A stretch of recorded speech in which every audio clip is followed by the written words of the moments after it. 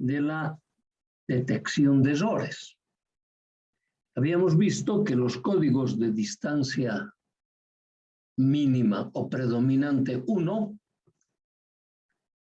podían detectar errores siempre y cuando la combinación que se genera con n bits no se utilice en todas las combinaciones. Pero para que esto sea posible, la detección, entonces nos dice que la distancia mínima del código tiene que ser superior a la mínima predominante, en nuestro caso superior a 1. Si queremos detectar un error, la distancia mínima tiene que ser 2. Si queremos detectar 2 errores, la distancia mínima es 3 y así sucesivamente. Llegamos a la conclusión de que para nosotros es suficiente detectar, así sea un solo error, el hecho es que hay error. Entonces dijimos, vamos a ver ese tema de la detección mínima de un error. Para eso hemos agregado la distancia mínima a nuestros códigos. Un bit que lo hemos venido a denominar bit de paridad. Y lo podríamos agregar en cualquiera de las dos alternativas. Bit de paridad par o bit de paridad impar. ¿Y a qué se refería esta alternativa? Cuando se dice que se ha agregado un bit de paridad par, es que la cantidad de unos en el código resultante de 4 bits más 1 tiene que ser par de unos.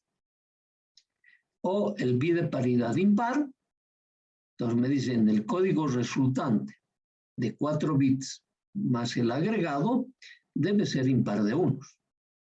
En eso consistía el bit agregado y lo generábamos a los bits agregados a partir del código dato del problema por unas funciones OR exclusiva o NOR exclusiva y para detectarlo de igual manera. Dijimos que eso lo mostraríamos después en el capítulo 4, una vez que veamos algunos procesos de síntesis. Claro que también ahora podríamos mostrar, porque tenemos ya las 16 funciones básicas de 2 variables en la que nos han generado esas funciones. Se puede realizar. Pero lo vamos a dejar momentáneamente. El otro método para la detección de errores era el de peso constante o fijo. Esto que nos dice que la cantidad de unos en todas las combinaciones que se presenta un sistema, como en nuestro caso, los símbolos del sistema de numeración decimal, siempre existen 2 unos. Entonces a eso se viene a llamar peso constante. Ahí hemos visto 2 códigos. El quinario y el biquinario, o también llamado en el quinario el 2 entre 5. O sea, hay 2 combinaciones, o sea, hay 2 posiciones que toman el estado 1 en 5 bits. Entonces, se puede generar ese tipo de código. Es más, se ha utilizado muchísimo ese código en el pasado. Como ese código nos daba algunas ambigüedades, en el sentido de que se pueden poner la posición de unos en forma variable, pero que siempre existan 2 unos en la combinación, se pasó a un código ponderado. Y ese era el biquinario. Pero también ese fue susceptible. Por lo tanto, hoy en día subsiste el bit de paridad. Y está normado por la Organización Internacional de Telecomunicaciones en el sentido de que el bit de paridad agregado tiene que estar en la posición de mayor peso posicional en los códigos ponderados. Y en los no ponderados tiene que estar en la posición de más a la izquierda del código generado. Entonces, ya con ese principio ya no hay ambigüedad en la posición del bit agregado, por lo tanto se utiliza muchísimo este sistema de bit de paridad para detectar errores. De ahí nos surgió la idea de, ¿y qué hacemos si quisiéramos detectar que hay error, pero además corregirlo? Esto sería interesantísimo. Obviamente, si en el anterior caso, a un código de mínima distancia predominante 1, y que no utilizábamos todas las combinaciones que se generan con n bits, que era la condición solo necesaria pero no suficiente, y para transformarla en suficiente hemos incrementado la distancia. Entonces esa condición para la detección de error, en el caso del corrector de error, se transforma esas dos condiciones en una condición solo necesaria. Para ser suficiente, volvemos a la teoría de que hay que incrementar la distancia mínima del código predominante. En el anterior caso, nosotros hemos transformado nuestro código en distancia mínima 2, predominante. Entonces, para poder detectar y corregir un error, la distancia mínima predominante debería ser 3, agregándole un bit. ¿No ven? O sea, y ahí iríamos a esta teoría, dijéramos, como estamos agregando un bit más, la distancia mínima es 3, entonces podemos detectar 2 errores o podemos detectar un error y corregir un error. Entonces, ya fue importante esa consideración, pero para nosotros se transforma en un código cuya distancia mínima ya sería 3, ¿no ve? Entonces, y como a la distancia mínima 2 hemos llegado agregándole un bit al código origen, para llegar a la detección y corrección del error y llegar a la distancia mínima 3 deberíamos agregar un bit más, o sea, 2 bits agregados. ¿No ven? Esa es nuestra conclusión. Pero en realidad no es así, porque tiene que haber algo más en los bits agregados para poder detectar la posición del bit erróneo y corregirlo. Ajá. Entonces no es tan sencillo como decir, voy a agregar 2 bits y yo voy a ya tener la posibilidad de detectar y corregir un error. Porque además, para detectar y corregir el error, tengo que tener la información precisa en qué posición del código, o sea, en qué bit se encuentra el error, para que nosotros podamos fijarnos, o un sistema se pueda fijar, claro, es figurativo el decir fijar, no se olvide, se pueda fijar qué combinación está en ese bit, si es un 0 o es un 1. Si es un 0 y me da error, entonces ese 0 yo debo cambiarlo por 1. Entonces, cambiándolo por 1, estoy corrigiendo el error. Seguramente ahora esa combinación me da un código correcto. Ahora, el detectar y corregir error se aplica muchísimo, especialmente cuando el proceso se lo está haciendo en tiempo real. Es decir, donde del mismo proceso estamos obteniendo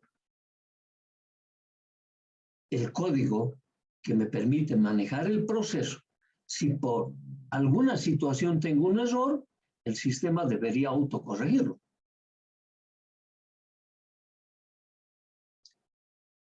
Esa es la utilización que se tiene para la detección y corrección de error. Pero también se utiliza muchísimo este tema del corrector de error para todos aquellos procesos que son difíciles de repetir y que la información binaria ha quedado almacenado en algún elemento. Nosotros deberíamos almacenar esa información binaria con todas las precauciones necesarias para que no tenga error. Por ejemplo,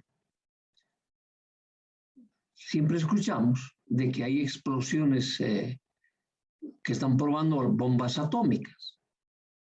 Ahí, en la explosión, se generan muchos datos. Y además, hacer una explosión de ese tipo requiere de muchos recursos. No podría ser posible que tú, cuando estás recuperando la información almacenada, en esos datos existan error. Pues no le vas a decir, oye, repíteme la explosión, que en este dato me he equivocado. Ah, no, es imposible porque cuesta muchísima plata. Entonces, esos datos se deben almacenar con todos los elementos que sean necesarios para realizar este proceso, la detección y corrección de error. Entonces, por ese tipo de operaciones, ya sean operaciones en tiempo real, o sea, que el control se está realizando con los datos que estoy obteniendo del proceso, o estoy realizando un determinado análisis con datos que he obtenido del pasado y los he almacenado. Y no puedo volver a repetir la experiencia. Entonces, para eso es útil esta teoría. Ahora, obviamente es complicado. Cada vez más complicado mientras el proceso de la información requiere cada vez más cantidad de bits. Entonces, en 1950, Richard Hamming publicó un artículo sobre el tema del corrector de error. Claro que el artículo que publicó Richard Hamming se basa para códigos de 4 bits. Estamos hablando de 1950. 1950, en la que todavía teníamos los procesos binarios bastante restringidos y manejábamos información de 4 bits. Y esa información de 4 bits se venía a denominar nible. Y nible era la unidad básica de medida de la longitud de palabra. Entonces era perfectamente aplicable. No es que hoy en día no aplicamos el nible. Hoy en día seguimos aplicando nibles. Pero ahora aplicamos el doble del nible. O sea, la unidad básica de medida de la palabra es el byte. Y un byte está formado de 8 bits. Por lo tanto, podríamos decir un byte está formado por 2 nibles. Entonces, ahí yo tengo 2 procesos de detección y corrección de error. Se puede realizar aquello. Pero cada vez más complicado. Entonces, hay métodos, por ejemplo, para cuando utilizamos informaciones binarias de muchos bits, hay otros procesos matemáticos que te hacen lo mismo, detección y corrección de error. Claro, nosotros recién estamos aprendiendo digital y estamos recién mirando los códigos. Entonces no nos vamos a entusiasmar mucho en este tema porque es relativamente complejo. Entonces nosotros nos vamos a contentar con el artículo publicado por Richard Hamming en 1950. Claro que el método del detector y corrector de error estaba ya antes de 1950. Fue probado durante... Los grandes inventos siempre han aparecido para la época de la guerra, durante la guerra de Corea. O sea, ya se probó este sistema, pero era solo uso exclusivo de uso militar, ¿no ve? Para el uso civil se publicó en 1950 los artículos y desde entonces se utiliza este método de detectar y corregir errores, que lo vamos a ir explicando. Ok. En el anterior caso, para detectar error, nuestro código dato de problema era 4 bits. Eran códigos generados con 4 bits. Esos códigos generados con 4 bits que me generan 16 posibles combinaciones, yo utilizaba solo 10. 6 me quedaban como combinaciones no utilizadas con esa posibilidad de decir aquí hay error.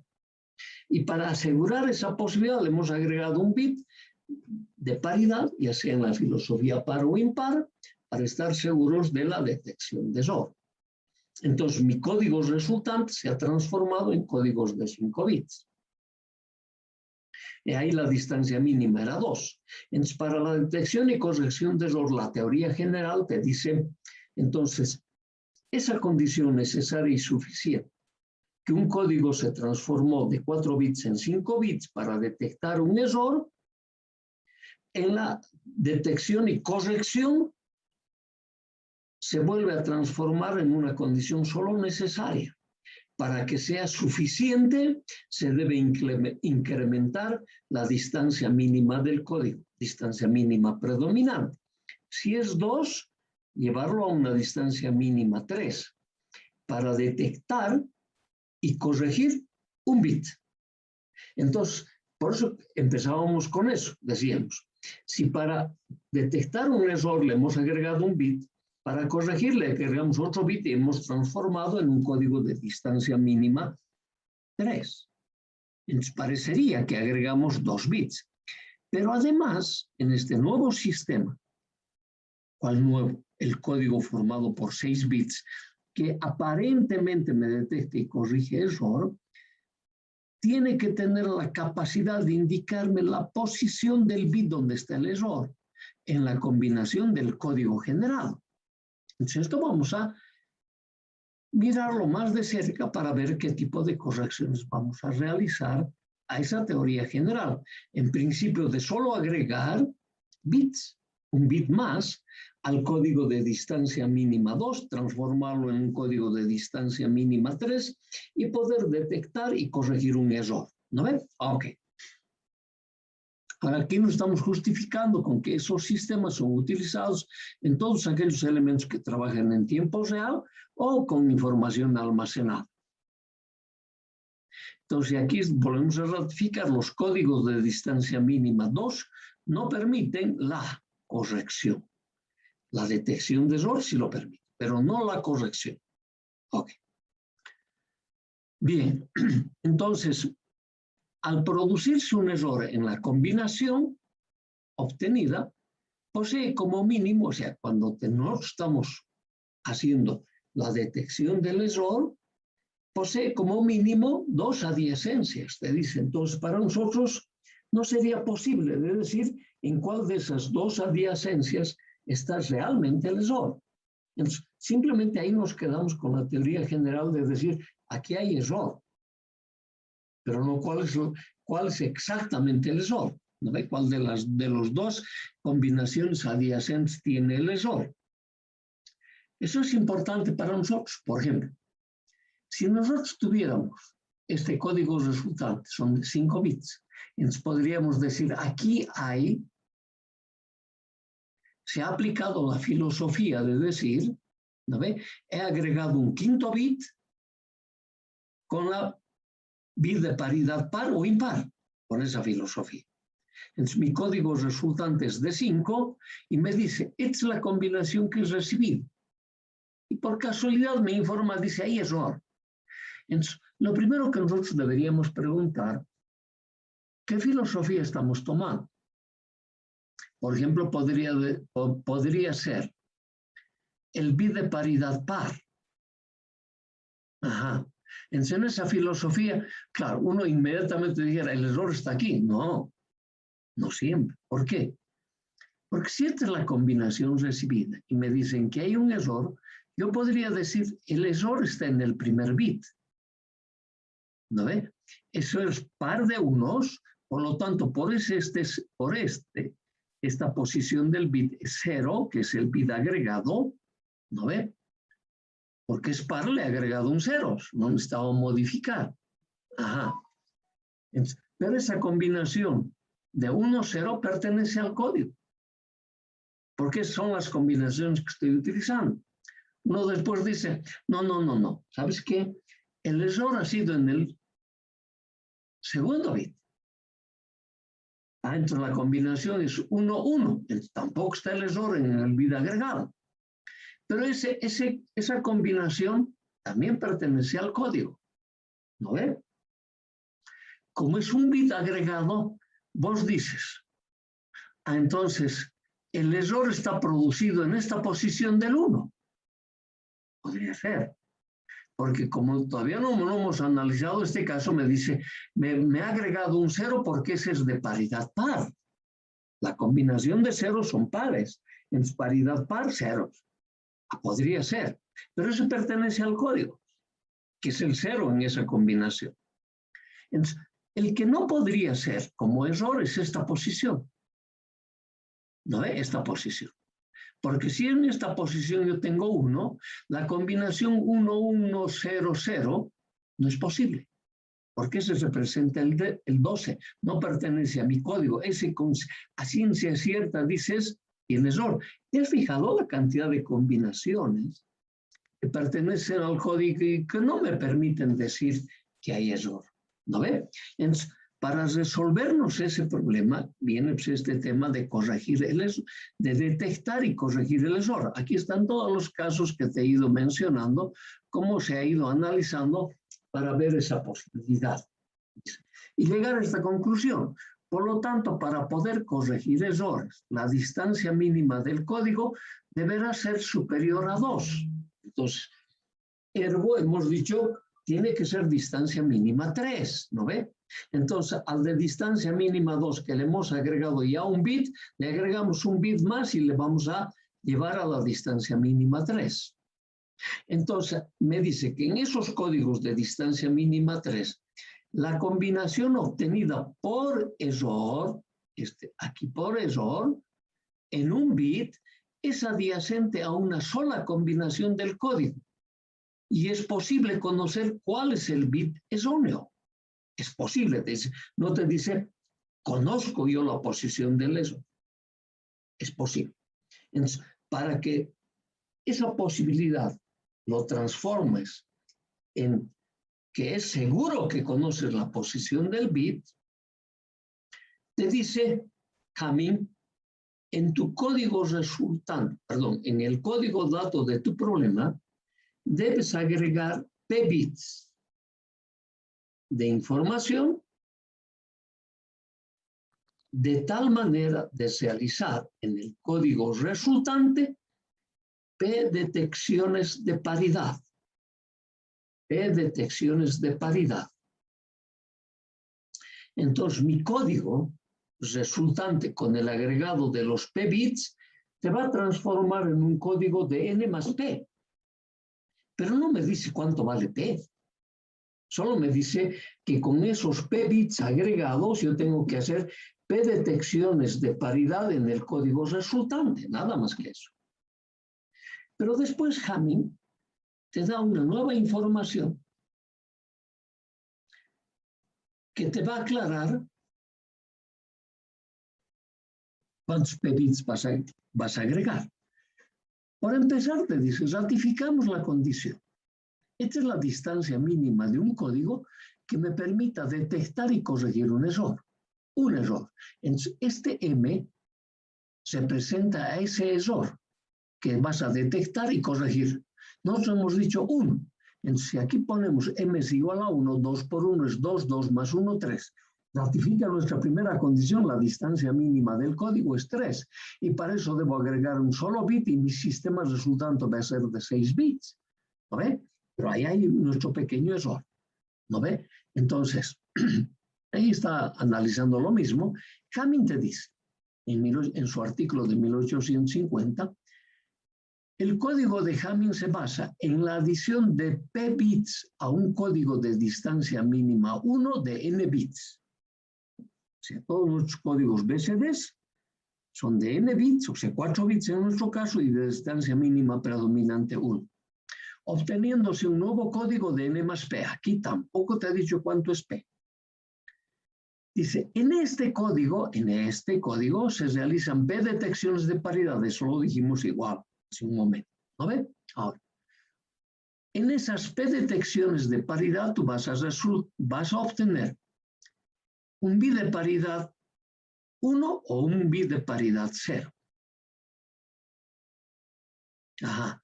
Si el número de bits en 1 sea par o impar, o sea, solo te está diciendo en esta p detección de paridades, tú vas a obtener un resultado de 1 o de 0, si el número de bits en 1 sea par o impar. Entonces, con esto de par o impar te está diciendo seguramente vas a tener que tomar una de tus funciones, como el de identidad o el dilema. Eso te está diciendo, nada más. ¿No ve? Ahora te dice, el conjunto de los p bits de paridad, no lo clarifica, de p bits de paridad, forma un número en el sistema binario natural. Algo te está diciendo, en el sistema binario natural, cuyo equivalente decimal nos indica la posición del bit erróneo. Ya casi redondea en decirte cuántos bits le vas a agregar. ¿Por qué? Lo que no conocemos es la estructura, porque puede ser n, ¿no ve? Los 4 bits y el p agregado, los p agregados, pueda yo ponerlo como lo hacía con el bit de paridad. Todos a la izquierda. No lo hemos dicho en ningún momento eso. Nosotros hemos dicho se ponen a la izquierda por la norma que le ha puesto la OIT, pero para el bit de paridad. ¿No ve? Ok. Pero dices, los p bits agregados lo puedo poner también a la derecha. O lo puedo intercalar con los bits del código dato del problema. No tenemos esa información. Entonces, para corregir, para darte esa posibilidad de decir dónde lo vas a poner, te dice, el número p de bits añadidos deberá ser suficiente para permitir la detección de error y la ausencia de error en los n más p posiciones. ¿No ve? Este es dato 4. Este no es dato todavía.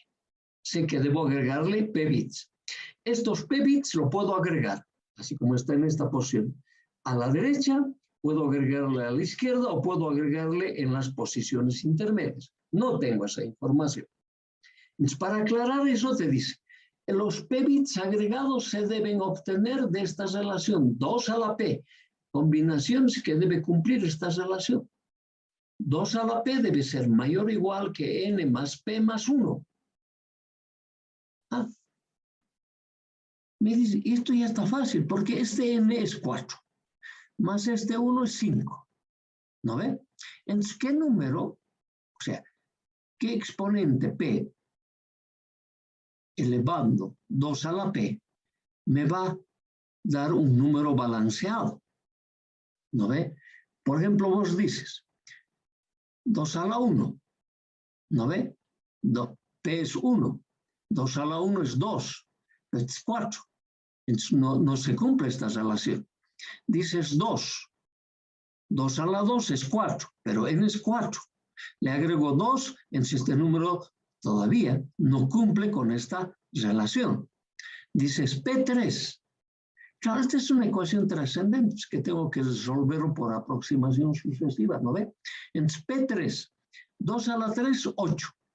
Este es 4.